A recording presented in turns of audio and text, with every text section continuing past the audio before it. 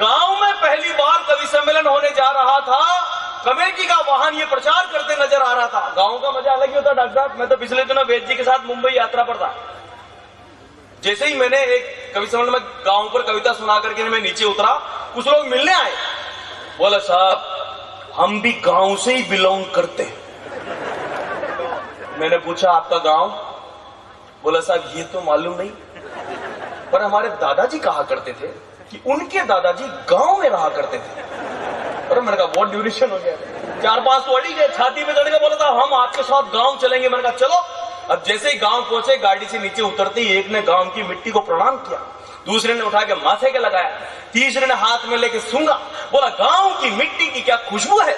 मैंने कहा हुजूर आपके विचार तो बहुत सोबर है, पर आपके हाथ में मिट्टी नहीं गोबर है। तो गांव में पहली बार कवि सम्मेलन का मजा बता रहा हूं। गांव में पहली बार कवि सम्मेलन होने जा रहा था। कमेटी का वाहन ये प्रचार करते नजर आ रहा था। देखना न भूले कवि सम्मेलन विराट, और साथ में लेकर आए अपनी अपनी खाट। क्या बिछाने के लिए साथ लाए बोरी, और घर पर ही छोड़कर आए छोरा छोरी। गांव में इस तरह का कवि सम्मेलन कभी नहीं हुआ था। जब भी हुआ था सम्मेलन के नाम पर किसान सम्मेलन या सामूहिक विवाह सम्मेलन ही हुआ था। गांव में तो मस्त मेले भरते हैं, मेलों का आनंद अलग ही होता है। मेरा मभाई ली मिलगी, किस्मत की घड़ी बदल गई, आँखें में आँखें गलगी, कितना में लाइटां चल गई। और लाइट जाते सुंदरकांड शुरू। एक हाथ फूकणो और दूजा में पुपाड़ी बोले ओले ओले बाप के दी टेम न गुजरता, हाथ न पकड़ मस्कार बोले भाई लोग गण दिन हो गथन काल जो गुजरता, कितना में लाइटा आगी और अकल शकल चकरागी, वो तो जाने कठिन भागी, बूढ़ी माई को हाथ पकड़ागी। गांव में इंसिडेंट होने में टाइम नहीं लगता है। गांव में जब भी हुआ था सम्मेलन के नाम पर, किसान सम्मेलन या सामूहिक विवाह सम्मेलन ही हुआ था, एक 1.5 होशियार आदमी शहर के कवि सम्मेलन का किस्सा सुना रहा था। 1.5 होशियार में तो आप समझते हो ना, 1.5 होशियार वो होता है जो वो नहीं होता है वो बताने की कोशिश करता है। जैसे तेजी से साइकिल चलाते हुए एक आदमी गिर गया तो मैं उसको उठाने के लिए दौड़ा, बोला रहने दे ये तो मेरा उतरने का स्टाइल है। एक 28-30 साल के लड़के से कहा इतना बड़ा हो गया अभी तक कुंवारा, अब तो कोई बीवी लिया। बोले यार मैं भी यही सोच रहा हूँ पर किसकी लाऊं। मैंने कहा तो रहने दे, 1.5 होशियार होते हैं बड़ी ऊंची चीज है साहब। एक आदमी का तो हाथ गन्ने के रस की मशीन में आ गया। मैं उसको सांत्वना देने गया, मैंने कहा यार अच्छा रहा तेरा बायां हाथ आया, भाई दी दायां हाथ आ जाता तो बहुत मुश्किल होती। बोला नहीं आया तो मेरा दायां ही था, वो तो मैंने इसको निकाल के बायां घुसेड़ दिया था। ये 1.5 होशियार होते जिनको खुद को कुछ नहीं पता होता। हाँ अच्छा, ये सभी लाइनों में पाए जाते हैं, सभी विभागों में वर्गों में पाए जाते हैं। एक चीफ इंजीनियर ने एक छोटे इंजीनियर को डांटा, जब ये इतना खतरनाक मोड़ है तो इस पर तुम खतरे का साइन बोर्ड क्यों नहीं लगाते हो। तो छोटा इंजीनियर बोला साहब शुरू में लगाया था, पर बहुत दिनों तक जब कोई एक्सीडेंट ही नहीं हुआ तो हमने उसको बेकार समझ के हटा दिया। एक डॉक्टर साहब ने तो जिंदगी में पहली बार ऑपरेशन किया, पेशेंट मर गया, तो उन्होंने भगवान की तस्वीर के हाथ जोड़ते हुए कहा है प्रभु मेरी तरफ से पहली भेंट स्वीकार कर।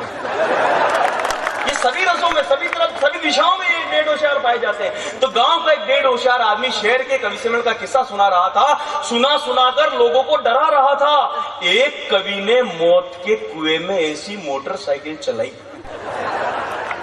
कवि सम्मेलन के बारे में बता रहा है वो।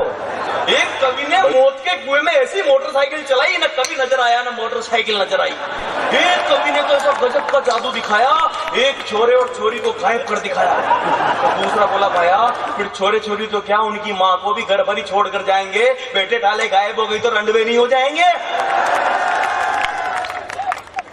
दूसरा बोला सुना है कवि भी सारे विराट हैं, लिखा जाता है विराट कवि सम्मेलन, देखो वहां भी लिखा गया ऐसे ही विराट कवि सम्मेलन।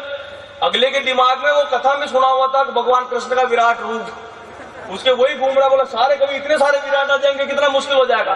बोले कवि भी सारे विराट है, कुछ कर भी सकते हैं, उनको देख करके हम डर भी सकते हैं। अब कवि सम्मेलन की रात गांव के एकमात्र मास्टर जी मंच पर आए और अपना ज्ञान जताने लगे। कवि सम्मेलन के पहले जो संचालन करते हैं ना, तो वो गांव के एकमात्र मास्टर जी मंच पर आए और अपना ज्ञान जताने लगे, आमंत्रित कवियों के नाम बताने लगे। सांड, शनिचर, भांड, फटीचर, अक्खड़, उदास, फक्कड़, निराश, दीवाना, हुल्लड़, पागल, कुल्लड़, चर्चित, झटका, उपेक्षित, खटका, और साथ में मैनपुरी, चैनपुरी, कानपुरी और रामपुरी है। इसलिए मंच से दूरी बनाए रखना बहुत जरूरी है।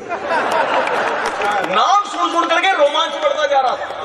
नामों का अलग ही आनंद होता। आज सुबह एक आदमी आया मेरे पास, बोले साहब मेरे एक लड़का हुआ है, उसका नाम, मेरे 100 जुड़वा बेटे पैदा हुए, उनका नाम रखो। मैंने कहा कुछ भी रख दे, कुमार विश्वास रख दे, वेदव्रत रख दे। बोले नहीं, मेरे पहले जो 3 लड़के हैं उनकी टक्कर के नाम बताओ, उनके जैसे के जैसे नाम बताओ। मैंने पूछा पहले के 3 लड़कों के नाम, बोले एक का नाम मुरलीधर, दूसरे का नाम बंसीधर, तीसरे का नाम धरणीधर। तो नाम में धर तो आना ही चाहिए।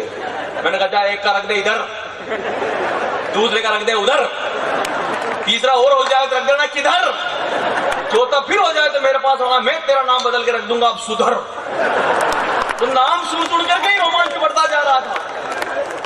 नाम सुन करके ही रोमांच बढ़ता जा रहा था। मास्टर जी बोले ये कवि देश में क्रांति फैलाएंगे, ये कवि देश में क्रांति फैलाएंगे, नया उजाला लाएंगे। इतने में लाइट चल गई। लोग बोले ना बेवकूफ मत बनाओ, नए की छोड़ो, पहले पुराना वाला उजाला वापस लाओ। फिर उजाला आया। मास्टर जी बोले ये कवि देश में क्रांति फैलाएंगे, श्रृंगार, हास्य, वीर, रौद्र और करुणा जैसे रसों का जलवा दिखाएंगे, रौद्र जैसे रसों का जलवा दिखाएंगे। तो एक बोला रहा यार ये हमारा ध्यान रसों की तरफ खींचने वाले हैं, जरूर ये सारे कवि रस बेचने वाले। तो दूसरा बोला हमारे गांव में तो गन्ने का रस ही चलता है। तीसरा बोला चुप कर, भगवान की बनाई हर चीज में से एक रस निकलता है। अब कवि सम्मेलन में एकमात्र नेताजी मुख्य अतिथि बनकर आए। मुख्य अतिथि बनकर के आए, माल्यार्पण के बाद चल रहा है, बंदा आपके लिए जिया है, आपके लिए मर जाएगा। तो एक श्रोता बोला हे भगवान वो शुभ दिन कब आएगा। उनके पांव बादले में नजर आने लगे थे और श्रोताओं के लक्षण कवि सम्मेलन का भविष्य बताने लगे थे। अब कवियों में से एक कवि को संचालक बनाया, जैसे अभी डॉक्टर कुमार विश्वास को बढ़ाया। उन्होंने मां सरस्वती की वंदना के बाद पहले कवि को बुलाया। पहला कवि आते ही बोला आशीर्वाद चाहता हूं। एक बुजुर्ग आदमी लहराते हुए स्टेज पर आ गया, उसके हाथ में लाठी लेकर के कवि घबरा गया। जैसे ही बुजुर्ग ने माथे पर हाथ घुमाया, कवि न जाने कहां खो गया। गीतकार ही तो था, बेचारा बेहोश हो गया। फिर जैसे तैसे कवि का मुंह धुलाया, उसे चबूतरी पर सुलाया। अब वो संचालक बोले हम उस कवि को बुलाते हैं जो बेहोश नहीं होता है, सुना सुना कर लोगों को बेहोश कर देता है। एक बोला ठहर जाओ, जब वो बेहोश कर सकता है तो फिर मत बुलाओ, बेहोश कर सकता है तो मत बुलाओ। बोला नहीं, वो जब कवि आएंगे तो आप लोगों में देशभक्ति जगाएंगे। अब वो कवि आए और आते ही बोले निवेदन करना चाहता हूं। हमारे आदरणीय वेदव्रत वाजपेयी तो बहुत अच्छे कवि है वीर रस के, जिनकी कविताओं में ओज भी है और कविता भी है। वरना इस देश में ज्यादातर वीर रस के कवि तो ऐसे हैं, क्या देख रहे, इधर देखो इधर, हाँ ध्यान से जाना, गिर मत जाना, गिरे हुए को उठाना बहुत मुश्किल होता है। तो वीरस के जितने कवि होते हैं उनमें आदरणीय वेदव्रत वाजपेयी का नाम सम्मान से इसलिए लिया जाता है क्योंकि इनकी कविताओं में ओज भी है और कविता भी है। वरना ज्यादातर कवि तो ऐसा छाती माता कूदते हैं कि श्रोता बेचारा डर के मारे ताली बजाने लग जाता है, नहीं बजाए तो क्या पता कूद कर जनता में आ जाए। और निवेदन करना चाहता हूं। तो एक श्रोता बोला ठहर, इतनी जोर से दहाड़ेगा क्या, निवेदन करने के चक्कर में कान के पर्दे फाड़ेगा क्या। कवि बोला बीच में बोलकर मुझे मत अटकाइए, कविता सुना रहा हूँ, तालियां बजाइए। वो एक श्रोता बोला रहे माना कि हम गांव के जोकर हैं, पर तेरी कविता में ताली क्यों बजाए, हम क्या तेरे बाप के नौकर हैं। कवि ने कहा, कवि फिर भी अड़ गया साहब, लेकिन वो मुसीबत में पड़ गया, देखते देखते जाने कहां गायब हो गया। अब संचालक ने कवियत्री को बुलाया, तो कवियत्री जी आई और उन्होंने आते ही पहले एक काका साहब को पकड़ा, जैसे भी इन्होंने पकड़ा मतलब इंगित किया। तुम क्या समझ रहे हो, ऐसे तो बुझी हुई पीढ़ियां चेत जाएगी। इंगित किया, बासा आनंद आ रही है। बासा बोले नहीं, माँ को आनंद तो लेट ही आवे, और लेट के आवे आते ही लेट जावे।